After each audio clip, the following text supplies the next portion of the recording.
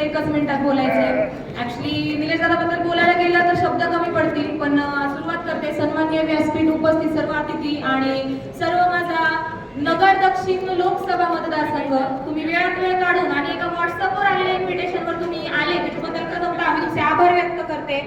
आणि आज आपण कशासाठी आलेलो आहोत सर्वांनाच माहिती आहे की लोकसभा निवडणूक म्हणजे आपलं घोडा मैदान समोर आहे आणि आपल्याला त्या मैदानात जिंकायचंय, आपला झेंडा आपल्याला फडकवायचा आहे, त्याच्यासाठी आलेलो आहोत। आता नेत्यांनी केलेली कामं मोजायला गेली तर हाताची बोटं आणि वहीची पानं सुद्धा कमी पडतील, कारण का आता जे के रेंज सारखे प्रश्न मागच्या 3 पिढ्यांना सुटले नाहीत, असे किचकट प्रश्न आपल्या सामान्य नेतृत्वाने सोडून दाखवले।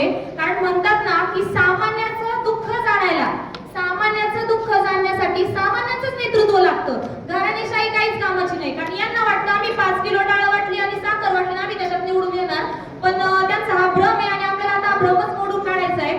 शेवटी मी एवढंच निलेश दादाच्या नावाची एक छोटीशी व्याख्या सांगते की बंधू भगिनींनो, निलेश लंके म्हणजे वाद